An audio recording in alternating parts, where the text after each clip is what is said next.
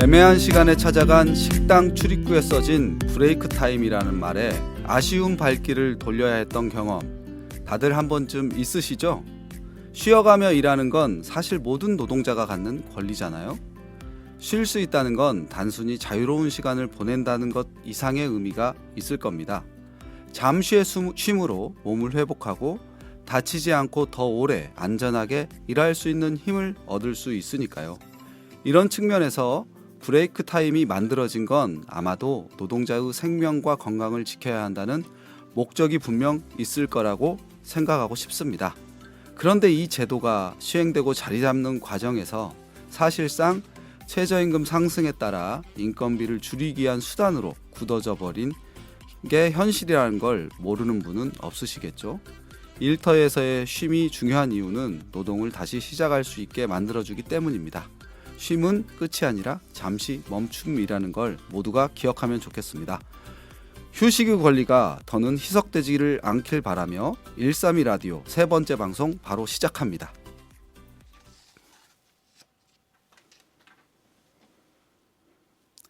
네, 안녕하세요 청취자 여러분.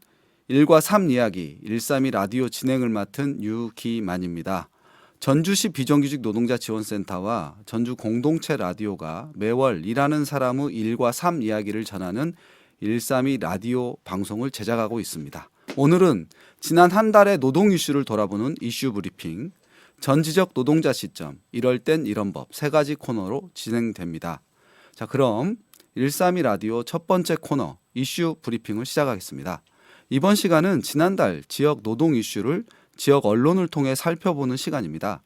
한국언론진흥재단에서 운영하는 빅카인즈라는 뉴스 분석 사이트에 등록되어 있는 전북 지역 신문사 외 다양한 지역 뉴스를 분석해 소개해 드립니다. 4월 한 달 주요 이슈가 되었던 것들은 무엇이 있을까요?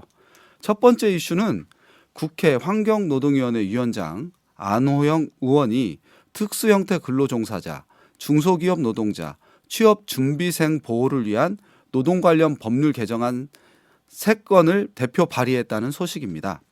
이번 개정안은 근로복지기본법, 근로자 퇴직급여보장법, 채용 절차의 공정화에 관한 법률 등입니다.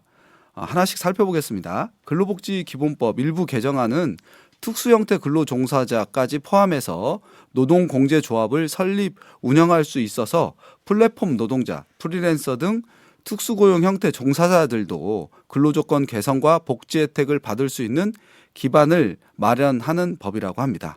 근로자 퇴직급여 보장법은 일부 개정 법률안은 퇴직연금 사각지대를 해소하기 위한 것으로 현행 상시 근로자 30인 이하 중소기업만 가입 자격이 부여됐던 것을 업종별 매출액, 자산 총액 등 다양한 기준을 반영해서 중소기업 기본법상 중소기업은 물론 지방공기업법상 직영기업까지 포함하도록 했다고 합니다. 마지막으로 채용 절차의 공정화에 관한 법률 일부 개정 법률안은 구인자가 채용 단계별 합격 여부와 불합격 사유를 고지하고 채용 공고 내용을 보다 명확하게 명시하도록 의무화해서 불투명한 채용 과정에 대한 개선을 도모할 수 있는 법안이라고 합니다. 아직 발의된 것으로 통과된 것은 아니고요. 통과 소식도 여러분께 들려드릴 수 있으면 좋겠네요. 두 번째 이슈는 조기 대선 국면을 맞아서 근로시간 단축 논의가 정치권의 핵심 의제로 부상하고 있다는 전북일보의 보도입니다. 기사에 따르면 국민의힘은 주 4.5일제를 차기 대통령 선거 공약으로 추진하겠다고 밝히며 동시에 주 52시간 근로제 폐지도 검토 중이라고 합니다. 근무 시간과 급여는 유지하며 유연한 시간 배분으로 일 생활 균형 향상 효과를 창출할 수 있다는 게 국민의힘의 입장입니다. 한편 민주당은 이미 지난 20대 대선과 22대 총선에서 주 4.5일제 도입을 공약한 바 있습니다. 또한 이재명 전 더불어민주당 대표도 올해 2월 교섭단체 대표연설에서 노동시간을 줄이고 주 4.5일제를 거쳐 주 4일제 근무국가로 나가야 한다고 주장한 바 있습니다. 양당의 접근법은 다르지만 근로시간 단축이라는 큰 방향성은 일치하는 모습이네요. 우리들의 일상과 가장 밀접한 관련이 있는 공약인 만큼 정치권이 어떤 식으로 시민들의 노동 환경을 개선해 나갈지 귀추가 주목됩니다. 자, 세 번째 이슈는 전북 학교 비정규직 연대회의가 학교 비정규직 저임금 구조를 해결하고 학교 급식 결혼 사태 해결을 촉구하는 기자회견을 했다는 소식입니다. 17개 시도에서 동시다발적으로 열린 이번 기자회견에서 연대회의는 노동자들의 실질 임금은 하락했고 부자 감사에 따른 세수 부족으로 관련 예산은 삭감돼서 처우가 더 열악해지고 있다고 하면서 폐암 산재와 고강도 노동으로 학교 급식실은 나쁜 일자리로 전락하고 있다고 주장했습니다. 하루빨리 학교 급식 결혼 사태를 해결하고 고질적인 여성 노동자 저임금 구조가 개선되어 성별 임금 격차 해소 요구가 없는 세상이 오길 바라봅니다. 네 번째 뉴스는 전주 KBS 보도에 따르면 지난해 8월 전주시립교향악단 직원 A씨는 전북지방노동위원회에서 재계약 불가 통보가 부당해고라 주장하며 부당해고 구제 신청을 했고 노동위원회는 A씨의 계약갱신 기대권을 근거로 부당해고를 인정했습니다. 전주시의 재심 청구는 받아들여지지 않았고 A씨는 재계약을 하고 해고기간 미지급 임금 1,400여만 원도 받을 수 있게 되었습니다. 한편 전주영상위원회도 비슷한 갈등을 겪고 있다고 하는데 노동위원회에서 공익신고자 직원 B씨의 부당해고가 인정되었지만 영상위는 곧장 재심을 신청했고 중앙노동위원회에서 해임이 과하다며 B씨의 손을 들어주었습니다. 25년 1월 복직할 수 있었지만 영상위는 지난 3월 다시 B씨를 재징계하였다고 합니다. 전주시 산하 조직에서 부당해고를 둘러싸고 조직 내 갈등이 잇따르고 있다는 소식이었네요. 자, 마지막으로 5월 1일이 135주년 노동절이었죠. 135주년 노동절을 맞아 전국에서 대규모 집회가 개최되었습니다. 전주 객사 앞에서도 민주노총 조합원 등이 모여서 집회를 했는데요.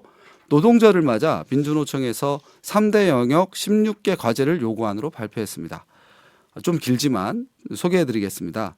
첫 번째로 노동기본권 보장을 위해서 5인 미만 초단시간 노동자 근로기준법 전면 적용, 노조법 2, 3조 개정과 헌법 노동 3권 실질화, 초기업 교섭 제도화와 노동시장 불평등 해소, 특수고용 플랫폼 노동자의 근로기준법과 사회보험 전면 적용, 비정규직 사용 사유 제한과 간접고용 중간착취 근절, 작업중지권 보장과 모든 노동자의 산업안전법 전면 적용을 내걸었습니다. 이 밖에도 사회공공성 확대를 위한 요구들과 사회 대개혁을 위한 요구들도 많이 있는데 한 번씩 찾아서 살펴보시면 좋겠고요. 한국노총에서도 5월 1일을 맞이하여 요구를 발표했는데 새 민주주의의 역사 창출이라는 시대적 사명감을 담아 첫 번째로 5인 미만 사업장 근로기준법 적용, 일하는 사람 기본법 제정, 동일임금 동일노동 원칙 명문화, 포괄적 차별금지법 제정 등을 담은 사연대 입법 쟁취투쟁을 요구했네요. 둘째로 노조법 제2, 3조 개정, 장시간 압축노동 근절을 위한 주 4일제 전면 도입, 공무원 교원 정치기본권 보장, 초기업벌 교섭체계 구축 및 단협 효력 확장, 아프면 실권리 보장 달성을 요구했고요. 그 다음에 정년 연장 법제화, ILO 사회보장 최저기준 협약, 사회보장 사각지대 해소, 공적연금 강화, 돌보험 기본법 제정, 건강보험 보장성 확대 등을 사회 대개혁 과제로 요구했습니다. 이런 노동계의 요구들이 대통령 선거나 25년도에 많이 반영되었으면 좋겠네요. 자, 이것으로 지역 신문으로 살펴본 노동 이슈 브리핑을 마치겠습니다.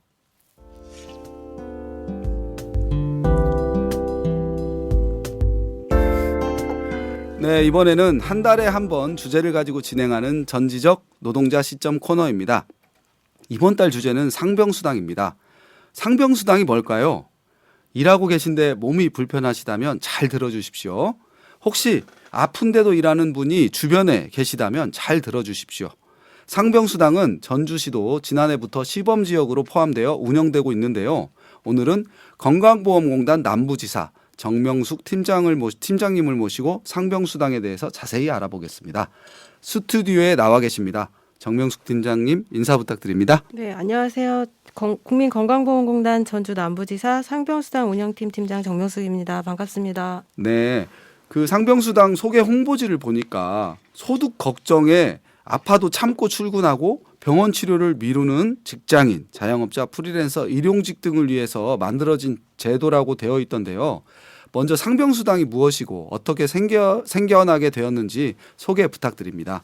네, 우선 상병수당이란 직장인, 자영업자, 프리랜서, 일용직 등 근로자가 업무와 관련 없는 질병이나 부상으로 경제활동이 어려운 경우에 치료에 집중할 수 있도록 소득을 보전하는 사회보장 제도입니다.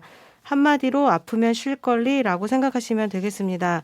제도의 도입 배경은 코로나19 확산을 계기로 근로자의 아프면 쉴 권리 보장 및 감염병 확산 방지 차원에서 상병수당에 대한 사회적 요구가 증가하였고 20년 7월 28일 코로나19 위기 극복을 위한 노사정 사회적 협약 체결을 계기로 상병수당에 대한 사회적 논의가 시작되었습니다. 상병수당 시범사업을 통하여 첫 번째는 질병 부상으로 인한 가계소득 불안정을 완화하여 빈곤을 사전에 예방하여 소득 안정망을 강화하며 두 번째, 아플 때 소득 상실 걱정 없이 적시에 치료받을 수 있도록 지원하며 중증질환 예방으로 추가적 의료비 감소 유도.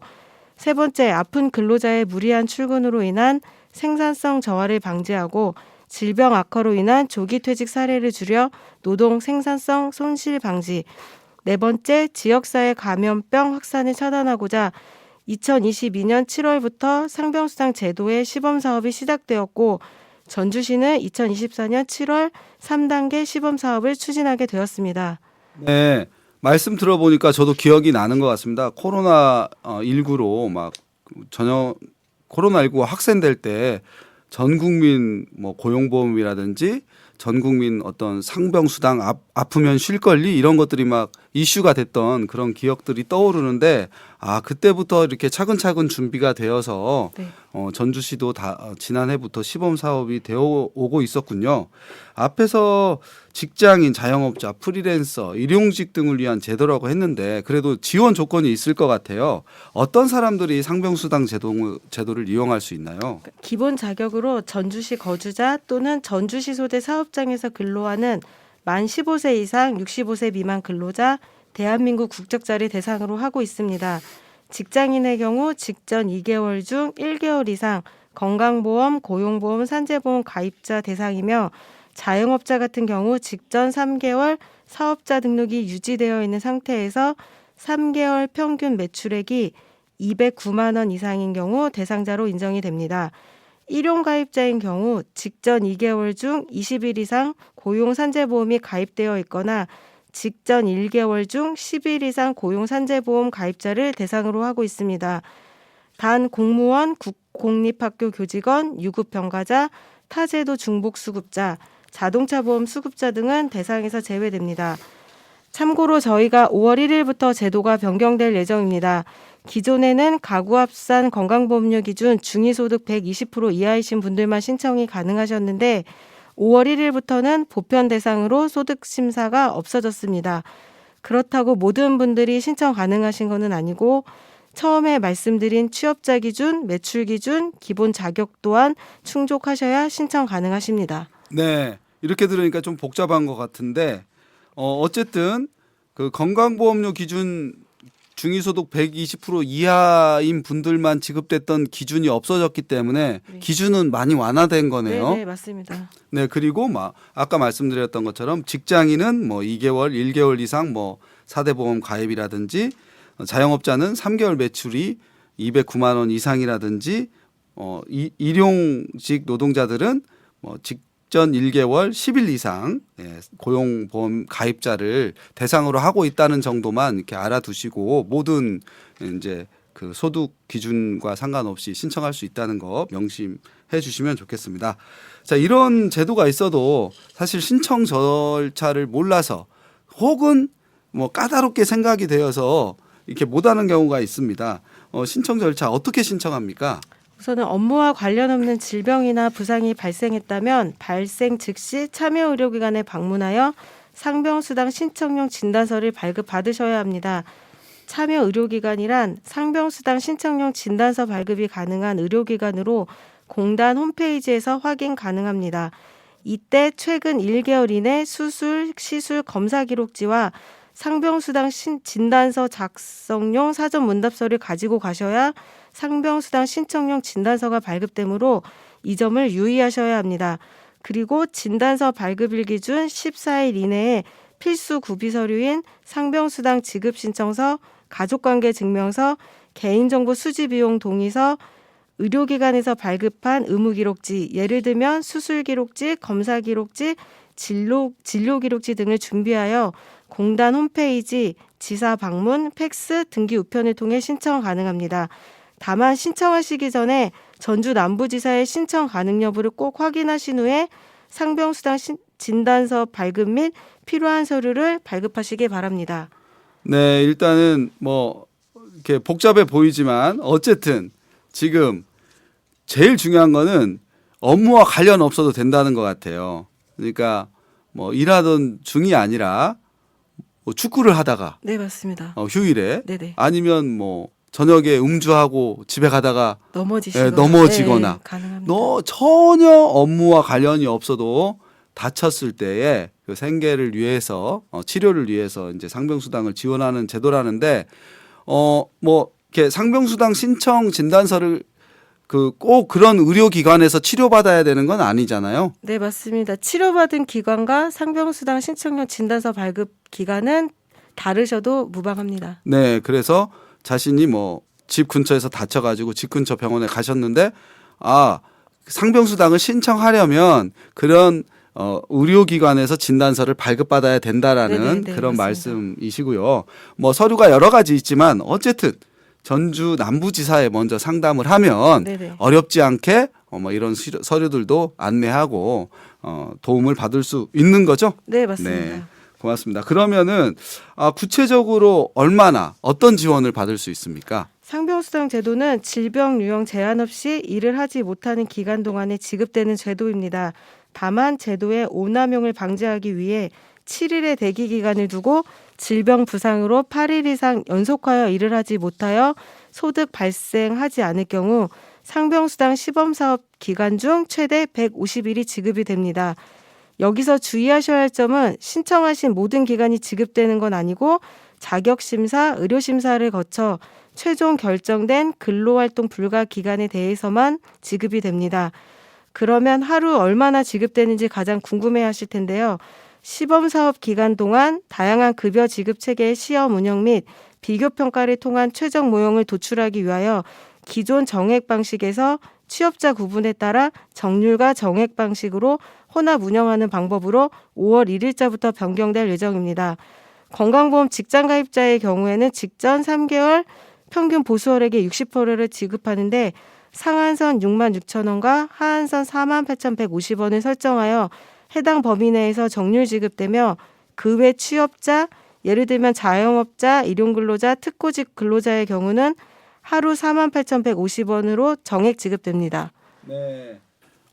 일단은 최저임 이게 1급으로 이제 상한선과 하한선이 있는 거죠. 네, 하루에 맞습니다. 네. 하루 일당 기준으로 최저선이 어쨌든 최저임금의 60%인 48,150원이고 네. 이제 그 직장 가입자 경우에는 월 보수액의 60%를 그 이상은 받을 수 있지만 상한선은 66,000원을 넘지 못한다. 이런 네네. 거를 알아두시면 좋을 것 같고 아까 좀 전에 말씀드렸던 것처럼 중요한 게 8일 그러니까 7일 정도의 근로활동 불가의 진단이면 네. 청구가 어렵고 네네, 8일 맞습니다. 이상일 때이고 네네. 네 그것도 이제 150일까지 네. 최장 지급이 된다는 말씀입니다. 전주시가 작년 7월부터 상병수당 시범 지역이었는데 그럼 지금까지 혜택 보신 분들이 얼마나 될까요? 저희가 2025년 3월 31일 기준 수급자 수는 336명이며 총 5억 1천만 원이 지급되었습니다. 네, 그래도 1년이 채 안 됐는데 336명이면 많은 분들이 보신 거죠? 네네 맞습니다. 네, 예상보다 많이 네네네 지금 많이 보고- 지급되었습니다. 네네. 좋습니다. 이 좋은 제도를 많이 이용하고 계셔서 좋네요. 자, 그러면 이제 좀 구체적인 사례 몇 가지를 좀 말씀해 주시면 이 청취자분들이 이해하는 데 도움이 될 것 같은데 사례를 좀 부탁드리겠습니다. 먼저 2024년 7월 1일에 전주시에서 상병수당 제도가 처음 시작되고 최초로 지급받으신 케이스를 설명드리겠습니다. 상병수당 시범사업 시작 전인 6월 7일 발목 부위의 인대 파열로 봉합술 및 보강술 등 수술적 치료를 시행하였고 2024년 7월 2일 상병수당 신청 당시에도 근로가 불가한 상황이었습니다. 전문의들로 구성된 자문회의의 의료심사를 의뢰한 결과 수술일로 7주는 근로가 불가하다는 의학적 심사 결과에 따라 제도 시행 이전 6월달 근로불가 일수에 대해서는 지급을 제외하고 신청일인 7월 2일부터 7월 25일 총 24일 인정받아 약 83만 원의 상병수당을 지급받은 사례가 있었습니다.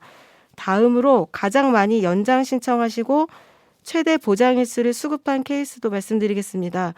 일용근로자 자격으로 상병수당 신청하신 분이 계셨는데 위암으로 수술하고 입원 중 제도를 알게 되어 작년 9월 최초 신청한 이래로 항암 치료를 진행하시면서 연장 5회까지 총 179일 신청하셔서 최대 수급일수 150일 수급받아 약 723만 원의 상병수당을 지급받은 사례도 있었습니다. 네. 그러니까 제가 여기 말씀 중에 계산을 해봤는데 상한액 6만 6천 원으로 150일을 하니까 저희가 5월 1일자부터 네. 정률제로 바뀌기 때문에 네. 이 말씀드린 사례는 48,150원에 대해서 네, 그렇죠. 그렇죠. 설명드린 겁니다. 예. 그러니까 48,500원이 아니라 만약에 네네. 6만 6천 원이라면 네네네. 금액이 더 150만 원이면 한 990만 원이 네네네, 되더라고요. 맞습니다. 그래서 네. 제가 상한액이 얼마일까 이게 궁금해서 계산을 해봤습니다. 알겠습니다. 네, 그런데 또 신청했는데 안타깝게 안 된 사례도 있을 것 같은데 혹시 제외 대상이 된 사례도 소개해 주시면 고맙겠습니다. 우선은 10월 말 뇌경색으로 쓰러지셔서 11일 정도 치료하신 분이 계셨는데 발병일로 한 달 정도 지난 시점에서 상병수당 신청용 진단서를 발급받으셨으나 본부 자문회의에서 신청인의 의무기록지를 면밀히 검토한 결과 신경학적 증상 호전 확인되는 등 근로활동 불가 기간을 추가로 인정할 만한 의학적 사유가 없다고 심사 결과가 나왔습니다. 따라서 신청 시점에는 근로가 가능한 상태로 의료인증 심사에서 불승인 결정이 나서 지급을 받지 못하셨습니다. 상병수당은 소급 지원하는 제도가 아닌 현재 근로가 가능한지 여부를 상병수당 신청용 진단서 및 제출된 의무기록 등을 바탕으로 심사 결정하는 제도입니다. 수술이나 발병일로부터 오랜 기간이 경과하여 신청하는 경우에는 현재 시점에서는 근로가 가능하다고 판단하기 때문에 불승인 가능성이 높습니다. 그렇기 때문에 상병일 발생하면 그 즉시 상병수당 운영팀에 대상 여부를 확인하시고 바로 신청해 주시면 좋겠습니다. 이것도 중요한 포인트네요. 즉시. 네네, 맞습니다. 그러니까 천천히 하지 이러지 말고 아프면 네네. 즉시 상병수당 네네. 이렇게 알고 네. 계셔야겠네요. 이분도 어쨌든 발병 당시에는 뭐 11일 정도 네. 노동이 불가능하지만 신청 당시에는 근로가 가능했기 때문에 네네, 맞습니다. 이제 이렇게 됐다는 거네요. 아셨죠? 발병 즉시 좀 괜찮아지면 해야지 말고 주위의 도움을 받아서라도 발병 즉시 상병수당에 대해서 알아보고 이용해 주시면 될 것 같고 지금은 이제 시범 사업이잖아요. 앞으로 상병수당 제도는 어떻게 될 계획인가요? 본 사업 관련해서는 지금 현재 결정된 사항은 없으며 보건복지부에서 시범사업 통계 자료를 분석 연구 중인 것으로 알고 있습니다. 네, 그렇군요. 이렇게 좋은 제도가 하루빨리 좀 제도화, 시범 사업이 아니라 전면 이렇게 시행이 되어 가지고 정말 아프면 쉴 권리를 누구나 누릴 수 있으면 좋겠습니다. 네, 지금까지 국민건강보험공단 남부지사의 정명숙 팀장님으로부터 상병수당에 대해 이야기 들어보았습니다. 궁금한 것이 있으면 남부지사에 전화해서 상담해도 되겠습니까? 네네 맞습니다. 전주 상병수당 사무팀으로 전화 주시면 자세한 상담 도와드리겠습니다. 네, 279에 1220번부터 1225번까지가 상담 전화입니다. 네, 지금도 전화하면 받는 거죠? 네네, 맞습니다. 지금도 네. 통화 네, 가능하십니다. 들으시는 즉시 아프신 분이 있으면 상담해 보시면 되겠습니다. 끝으로 마지막 말씀 부탁드립니다. 끝으로 국민건강보험공단에서는 담배회사의 흡연폐에 대해 사회적 책임을 묻고 국민건강보험 재정 누수 방지 및 국민건강 증진을 위하여 담배 소송을 추진 중입니다. 공단 집적 청구 및 손해액 쟁점에 대해 공방 중으로 현재 11차 변론 진행되었고 25년 5월 22일 12차 마지막 변론 기일입니다. 공단 홈페이지에서 범국민 지지 서명이 가능하오니 많은 지지와 서명 부탁드립니다. 네, 국민건강보험공단이라고 치면은 공단 홈페이지가 나오고 네네. 그 홈페이지에 가면은 네. 이 담배 소송과 관련된 범국민 지지 서명 운동에 가능하십니다. 참여할 수 있다, 네. 이런 말씀이시네요. 네, 세계보건기구에서는 건강을 단순히 몸에 병이 없는 상태가 아니라 신체적, 정신적, 사회적으로 웰빙, 즉 완전 안녕한 상태를 건강으로 정의 내리고 있다고 합니다. 이런 국민의 건강권을 위해서 담배 회사와 함께 흡연 폐해에 대한 소송까지 준비 중해 주신 우리 국민건강보험공단 분들께 감사드리고 132 라디오에 출연해 주셔서 오늘 감사드리고요. 상병수당을 권리로 이야기하면 아까 앞에서 말씀드린 대로 아프면 쉴 권리겠죠. 앞으로도 일하는 사람들은 아프면 쉴 권리를 위해 노력해 주시기를 부탁드립니다. 이상으로 132 라디오 전지적 노동자 시점 5월의 주제 상병수당에 대해서 다뤄봤습니다. 우리 팀장님 감사합니다. 네, 감사합니다. 네.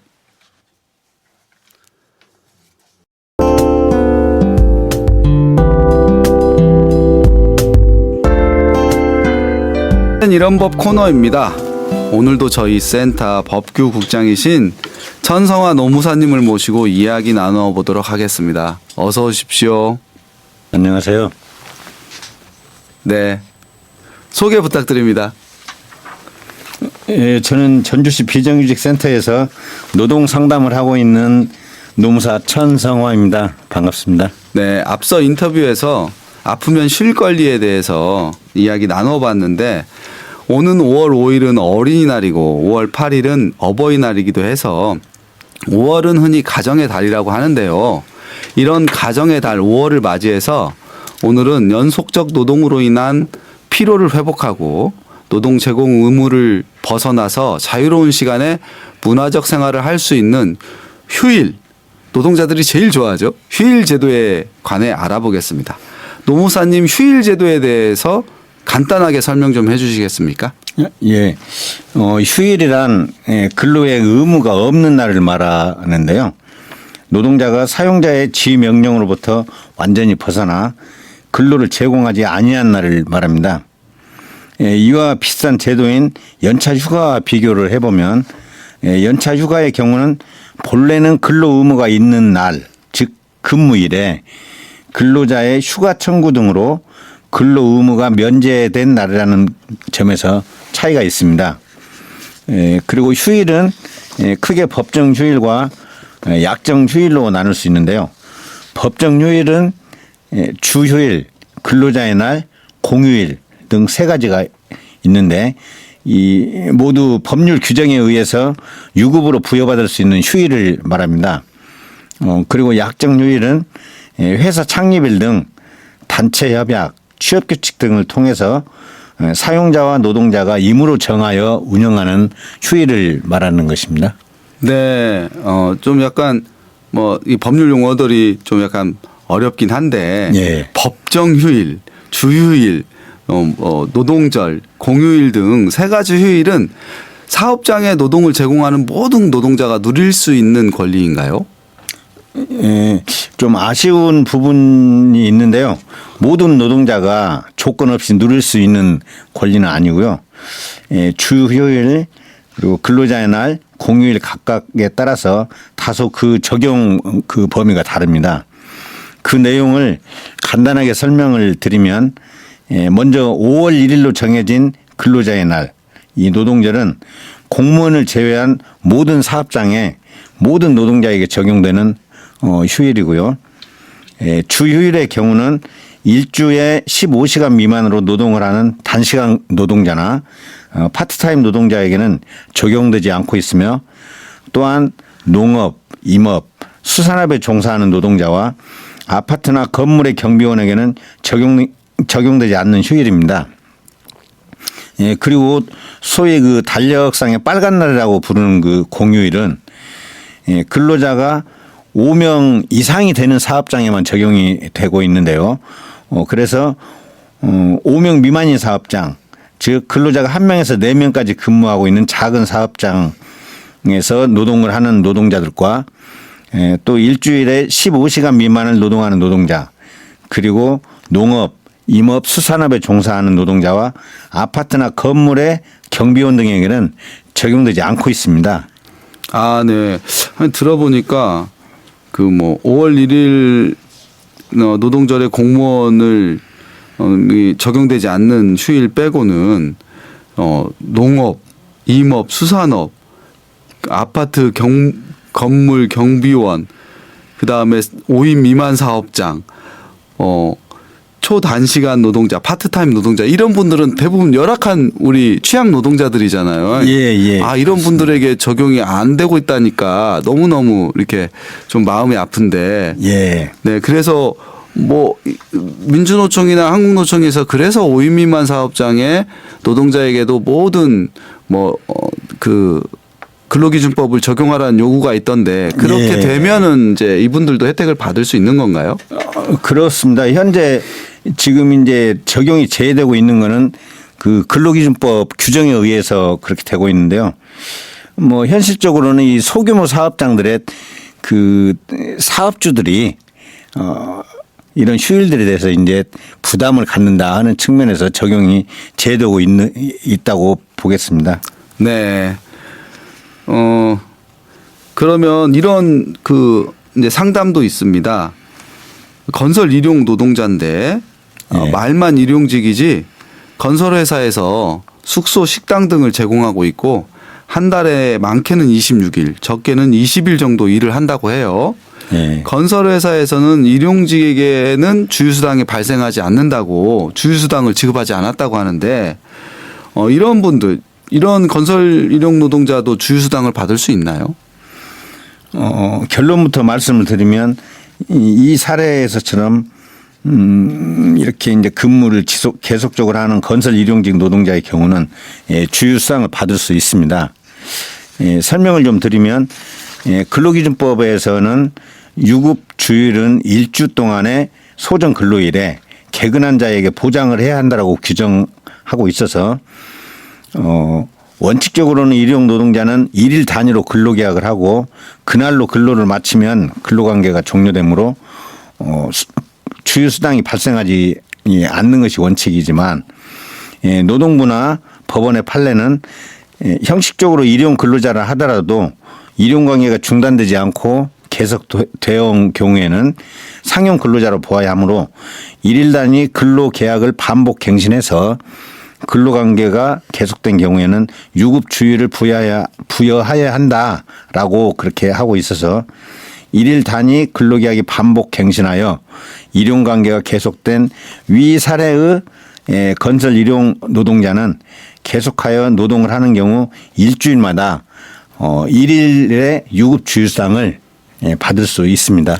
네, 근데 이분은 26일을 했다고 하는데 만약에 뭐 14일 했다. 그래도 연속해서 하면 그분도 받을 수 있다는 거죠. 그렇습니다. 네. 네. 혹시 뭐 일용 노동자 말고라도 도급 계약을 하고 도급 계약도 이 건설직에도 많거든요. 그런 도급 노동자들도 그러면 이렇게 적용받을 수 있을까요? 주휴수당을?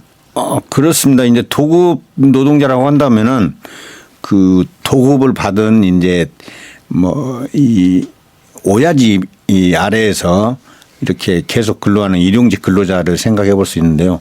그런 일용직 근로자도 지속적으로 이렇게 이 일주일 이상 뭐 지금 말씀하신 것처럼 14일을 일을 했다고 하면 2주간 일을 한 건데 이런 경우 일하는 날에 받는 일당 외에 그 일주일에 1일분씩 그 일당을 더 추가로 받을 수 있다고 하겠습니다. 네. 그리고 또 다른 그 상담 사례가 있는데요. 이것도 한번 여쭤보겠습니다. 월요일부터 금요일까지 일주 5일 근무하고 토요일, 일요일 2일은 쉬는 사업장에서 목요일 날 입사를 해서 다음 주 수요일까지 근무한 경우 이렇게 이제 어떤 일용직이든 아니면 도급 노동자도 상관없겠죠. 네. 이분들도 그러면 주휴수당을 받을 수 있습니까? 결론부터 말씀을 드리자면은 주휴수당을 받을 수 있습니다. 회사에서는 일주일이 월요일부터 일요일까지라고 해서 지금 이 사례의 경우 첫 주에는 일주일을 근무하지 않았다고 해서 즉 주중에 목요일 날 입사했다고 해가지고 주휴수당을 지급하지 않고 또 두 번째 주 같은 경우는 이제 수요일까지 일을 하고 그만두었기 때문에 일요일이 되기 전에 그만두었다고 해서 이 주휴수당을 지급하지 않는 경우들이 사실 종종 있습니다. 그런데 근로기준법에서는 일주일에 평균 1회 이상의 유급 주휴를 보장해야 한다고 규정을 하고 있는데요. 일주일이라는 것은 월요일부터 일요일까지를 말하는 게 아니고 연속해서 7일을 의미하거든요. 그래서 이 사례의 경우에 주중인 목요일에 입사해서 그 다음 주 수요일까지 근무를 한 것이니까 계속해서 7일 즉 일주일 근무한 것으로 근무했기 때문에 주휴수당을 받을 권리가 있습니다. 네. 그러면 이게 이제 아르바이트를 내가 목요일부터 시작해서 다음 주 수요일까지 해도 마찬가지입니다. 예. 그런 아르바이트도 좀 많이 있을 것 같아요. 단기적으로 하는 그럴 때도 이제 연속해서 주휴를 포함해서 7일을 일했다면 주휴수당을 받을 수 있군요. 예, 그렇습니다. 네, 이번 질문도 앞의 사례와 비슷한 경우인데 주일에 대한 이해를 위해서 질문을 해보겠습니다. 예를 들어서 일주일 중에 월요일부터 금요일까지 5일은 근무하고 토요일, 일요일은 근무 의무가 없는 사업장의 경우에 월요일부터 금요일까지 5일간의 근무 의무일을 모두 근로한 경우에 주휴수당을 받을 수 있나요? 아까 조금 앞에서도 그 설명을 드렸는데 근로기준법에서는 일주일에 평균 1회 이상의 유급 주휴를 보장해야 한다라고 규정을 하고 있어서 근무 기간이 1주 즉 7일을 기준으로 해서 결근 없이 근무한 근로자에게 주휴수당이 발생하는 거거든요. 그렇기 때문에 이 사례 같은 경우는 월요일부터 금요일까지 근무일인 5일간만 근무하고 그만두면 총 근로관계 유지일이 5일밖에 안 되거든요. 그래서 주휴수당이 발생하지 않고요. 또 월요일부터 금요일까지 5일간 근무하고 토요일까지 근로관계를 유지하다가 일요일에 퇴직을 하는 경우는 그 총 근로관계 유지일이 6일이 되어서 역시 일주 즉 7일이 안 되는 근로기간이기 때문에 주휴수당이 발생하지 않습니다. 따라서 이 사례 같은 경우는 경우에 이제 노동자는 주휴수당이 발생이 되지 않는데 이 노동자가 월요일부터 금요일까지 근무하고 토요일과 일요일까지 근로관계를 유지한 이후인 그 다음 주 월요일 이후에 퇴직할 경우에만 주휴수당이 발생한다고 하겠습니다. 이거 너무 재밌는데요. 목요일 날 입사를 해서 수요일 날 퇴직한 사람은 주휴수당을 받고 월요일 날 입사해서 금요일 날 퇴직한 사람은 주휴수당을 못 받는다. 네. 그러니까 알바를 하더라도 주휴를 끼고 해야 주휴수당을 받을 수 있다. 아닙니다. 주휴를 끼고 하는 게 기준이 아니고 7일간 근로관계가 유지됐냐 안 됐냐. 7일간 근로관계가 유지됐냐. 너무 기준입니다. 재밌네요. 너무 당연하게 사람들이 월요일에서 금요일 했으니까 받을 수 있다고 생각을 이것도 착각을 많이 할 것 같은데. 그렇습니다. 정반대의 경우네요. 예. 근로기준법에서는 일주간 개근한 노동자에게 주휴수당을 지급한다고 규정되어 있다고 말씀하셨는데 일일 8시간, 일주 5일 근무하는 회사에서 일주일간의 지각 또는 조퇴 시간을 합해서 8시간이 되면 하루 결근으로 간주하여서 유급 주휴수당을 지급하지 않는 경우도 있대요. 이런 회사가 이렇게 해도 되는 건가요? 조금 이제 설명을 드리면 여기서 이제 이 가장 중요한 조건이 개근이거든요. 일주간 이제 근무해야 되는 날을 다 개근을 해야 된다고 하는 근로자에게 이제 주휴수당이 주어지는 건데 이 개근은 근무일로 정해진 날에 출근을 하는 것을 의미하거든요. 그래서 이 사례에서 지각이나 조퇴의 경우는 일단 회사에 출근했다가 아니면 조금 늦게 출근을 한 지각인 경우이기 때문에 일단 결근은 아니거든요. 그렇기 때문에 이런 지각이나 조퇴한 시간에 대해서는 그 시간분에 대한 임금을 공제할 수는 있지만 주휴수당을 지급하는 데 있어 이런 지각과 조퇴를 결근으로 처리하면은 안 되는 겁니다. 네. 그래서 이런 일주일간의 지각 또는 조퇴 시간을 합해서 8시간이 되더라도 이를 하루 결근으로 간주해서 주휴수당을 지급하지 않으면은 이게 법 위반이 되거든요. 네네네. 예. 네. 그래서 그러면 어쨌든 지각 조퇴를 아무리 많이 해서 8시간 이상 되더라도 예. 주휴수당을 주지 않는 거는 안 된다. 예, 법 위반이라는 네. 겁니다.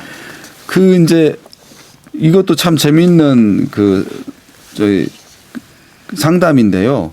이런 질문도 들어왔습니다. 예비군 훈련 통보서상에 훈련 시간이 오전 4시간이래요. 예. 근데 오전에 4시간이니까 오후에는 출근하기로 정해졌어요. 회사에. 예. 근데 노동자가 오후에 회사에 출근을 하지 않았을 경우에 이 훈련만 갔다가 퇴근해도 주휴수당을 받을 수 있는지 이런 질문입니다. 그 상담 내용이 참 좀 이제 드문 상담이긴 한데요. 일단 향토 예비군 설치법에서는 그 노동자가 향토 예비군 훈련을 받는 때에는 그 기간을 휴무로 하거나 또 그 훈련을 이유로 불이익한 처우를 할 수 없도록 규정하고 있거든요. 그래서 이 근무를 안 하고 훈련 받는 그 4시간, 이 사례 같은 4시간의 경우는 일단 임금이 지급이 됩니다.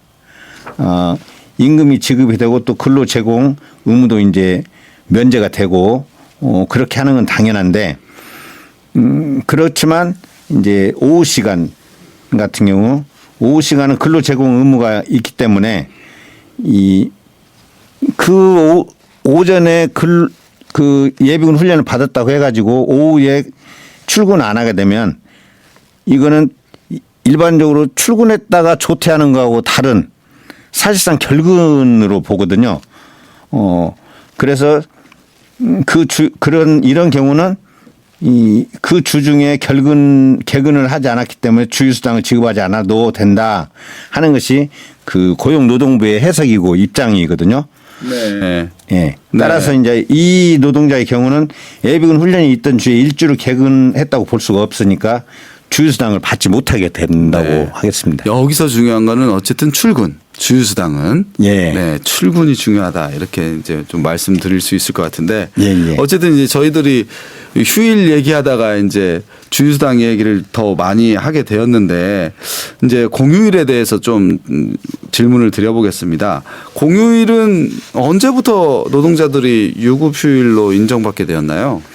예, 다 아시는 바와 같이 공휴일은 예전에는 그 공무원들만 유급휴일로 적용을 받았습니다.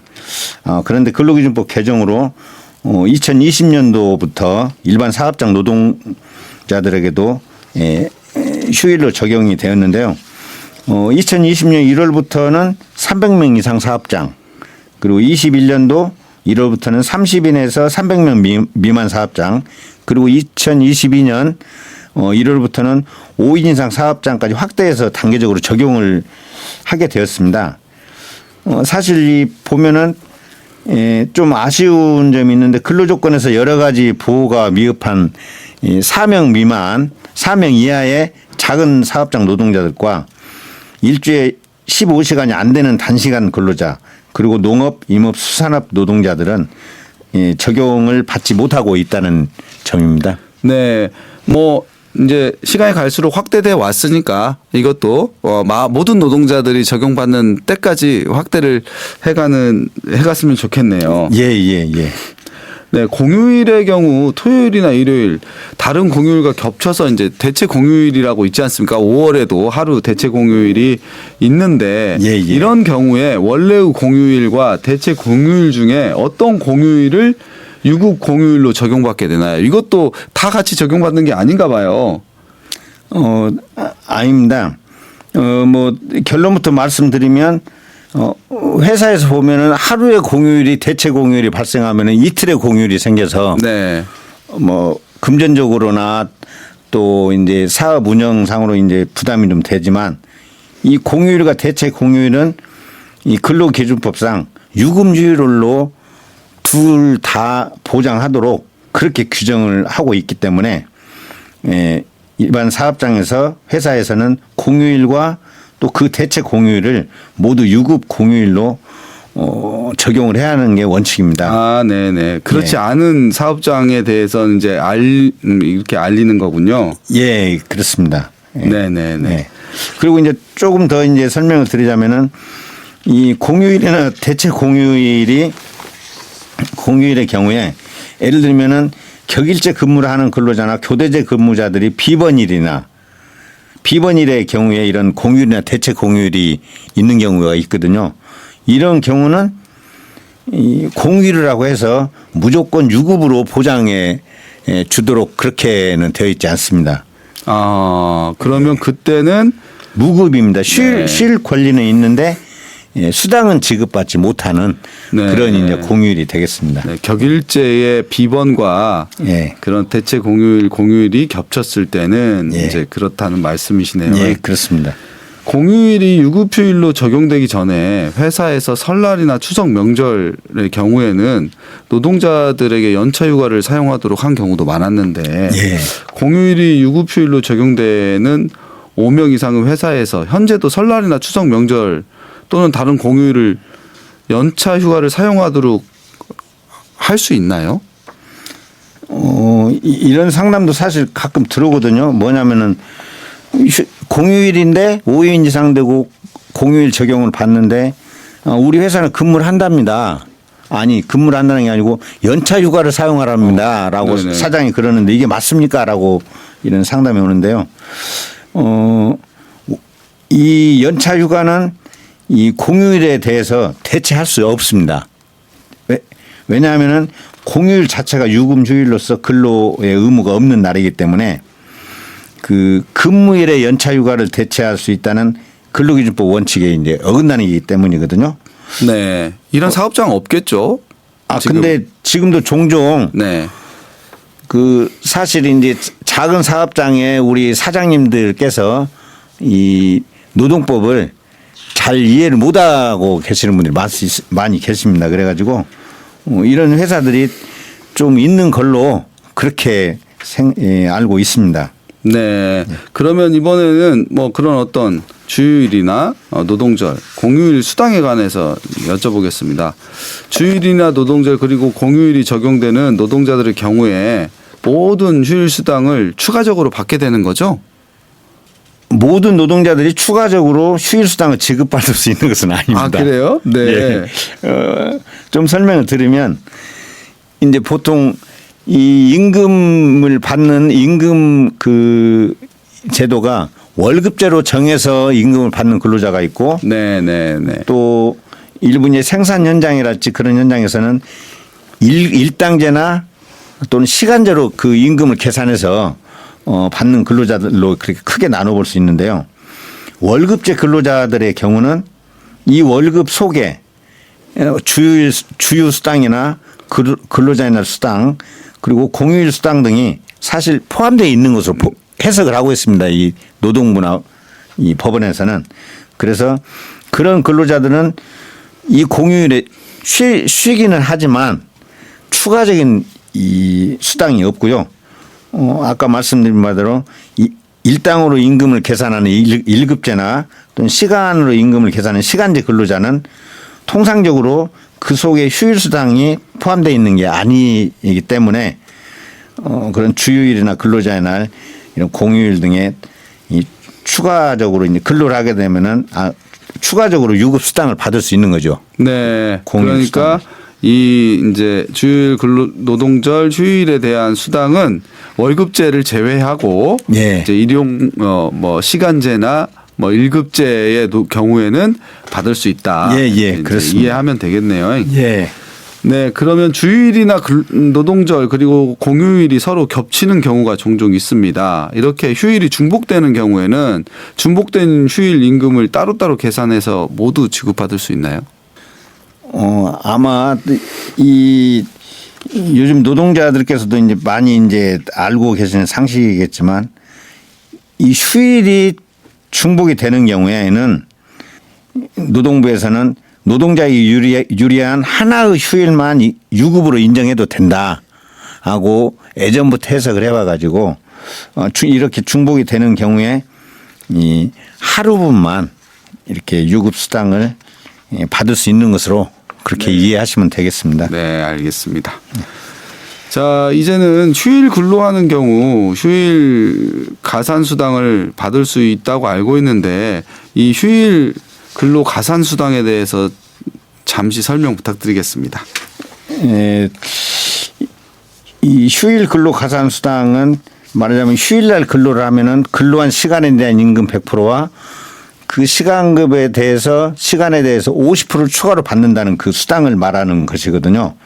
그래서 뭐 연장근로 수당 50% 추가로 받는 가산수당이나 또 야간에 근무할 때 저녁 10시부터 다음날 6시까지 근무할 때 50% 추가로 받는 근로 가산수당과 똑같은 개념이거든요. 사실상 그래서 아까도 이제 말씀드렸지만 월급제 같은 경우는 휴일날 근로를 하게 되면은 원래 휴일 수당은 월급에 포함되어 있어서 이제 추가로 지급되는 게 아니고 휴일날 일한 시간하고 그거에 대한 50% 해서 1.5배를 더 받을 수가 있고요. 1급제나 시간제 노동자의 경우는 이제 월급제 노동자하고 달리 휴일날 당연히 받을 수 있는 휴일 수당 한 배하고 또 근로 시간에 대한 한 배 그리고 근로 시간에는 50% 0.5배에서 2.5배를 받을 수 있습니다. 네. 통상의 노동일을 특정한 공휴일로 대체하는 경우 원래 공휴일은 근로일이 되고 공휴일의 근로는 휴일 근로가 아닌 통상 근로가 된다는 휴일 대체 제도가 있는 것으로 알고 있는데 이거 좀 어려운데요. 이에 대한 설명도 좀 부탁드립니다. 휴일 대체 제도가 뭡니까? 예. 이 지금 이제 진행자께서 말씀하신 이 특정한 공휴일을 근로일로 대체한다라고 하는 것이 이제 근로기준법에 규정이 되어 있는데 이거를 휴일 대체 제도라고 일반적으로 말을 하고 있습니다. 그러니까 예를 들면은 백화점 같은 경우 설 연휴나 추석 연휴 3일 중 그 하루는 근무일로 하고 그 하루를 다른 이제 그 다음 주 뭐 평일 날을 공휴일로 해서 하루를 쉬라고 이렇게 하는 사례들이 있는데요. 그런 그런 게 말하자면 휴일을 대체하는 제도라고 이해할 수 있는데요. 이렇게 이제 휴일을 대체하게 되면 공휴일은 평일처럼 근로일이 되고 그리고 대체한 근로일이 공휴일로서 이제 하루 쉴 수 있는 그런 이제 바뀌게 되는 이제 제도죠. 공휴일과 평일의 근로일이. 그런데 이제 여기서 중요한 거는 이런 공휴일에 대한 휴일 대체 제도는 그게 유효하기 위해서는 회사에서 근로자 대표와 서면으로 그 합의가 있어야 된다는 거거든요. 이 서면 합의가 없으면 그러니까 근로자 대표와 회사 간의 서면 합의가 없으면 이 휴일 대체 효과가 사실은 효력이 없습니다. 그래서 이제 그러면은 이렇게 이제 휴일 근로 대체 제도를 적용함에 있어서 서면 합의가 필요한 거는 공휴일이고 또 다른 휴일인 주휴일이나 주휴일 같은 경우는 근로자 대표와 서면 합의가 없이 그냥 회사가 사전에 이 근로자의 동의를 받게 되면은 이 휴일을 대체할 수 있고요. 아까 그 법으로 정한 휴일이 세 가지가 있는데 이 노동절 같은 경우는 이 휴일 대체가 서면 합의든 구두 합의든 이게 허용이 안 된다고 하는 게 그 노동부의 입장이고요. 이거든요. 네, 그러면 노동절날 근무하면은 대체가 안 되고 예. 보상을 무조건 보상을 수일근로 가산 수당을 추가로 네, 받을 수 있는 겁니다. 저희도 노동절날 일하면은 대체로 안 되는 거네요. 예, 그렇습니다. 네, 그렇군요. 예, 예. 아, 예. 여기에서도 중요한 게 어쨌든 서면 합의. 예. 서면 합의가 있어야 된다는 걸 여러분들이 좀 알아주셨으면 좋겠습니다. 아, 시간이 벌써 이렇게 얘기하다 보니까 휴일에 관한 것도 얘기하다 보니까 벌써 마칠 시간이 다 되었는데 이거 하면은 마지막 질문은 이제 혹시 버스 회사의 경우에 월 만근일을 정하여 월급여를 책정하는 경우가 일반적인데 단체 협약상 월 만근일수 21일로 정하여 월급여를 책정한 회사에 노동자가 월 21일을 초과하여 근무하는 경우 휴일 가산수당을 지급받을 수 있나요라는 질문인데 예. 아주 간단하게 좀 답변 부탁드립니다. 예. 이 버스 회사가 지금 말씀하신 방식으로 이제 이 임금 월급여를 책정한 건 많거든요. 근데 이제 결론부터 말씀드리면 21일을 그냥 월 만근을 초과해서 근무를 하더라도 그거는 그 휴일이 아니기 때문에 주휴일이나 뭐 근로자나 공휴일이 이제 법정 휴일인데 이런 휴일로 보지 않는다는 게 보지 않아도 된다는 게 노동부 입장입니다. 그래서 네. 예, 휴일 근로 가산수당은 적용하지 않는 것이 현재 이 입장이죠. 네. 아, 오늘 말씀 감사합니다. 시간 관계상 이것으로 이럴 땐 이런 법 휴일에 관한 이야기는 마치도록 하겠습니다. 감사합니다. 아, 예, 벌써 1시간이 훌쩍 갔습니다. 듣고 계신 청취자분들은 어떻습니까? 사실 세계인권선언에서 모든 노동자들의 휴식권은 인권선언이 보장하는 권리입니다. 이건 노동자를 위해서뿐만 아니라 노동자가 건강한 몸으로 일터에 복귀해야만 또 회사도 지속 가능하기 때문에 그런 것이기 때문에 우리 사회가 노동자들의 휴식을 노동만큼이나 중요시하고 모든 노동자에게 보장되는 날이 하루빨리 왔으면 좋겠고 그리고 앞서 말한 것처럼 아프면 쉴 권리도 하루빨리 제도화되었으면 좋겠습니다. 오늘 이것으로 3번째 132 라디오 방송 마치고요. 여러분의 권리는 언제나 마땅합니다.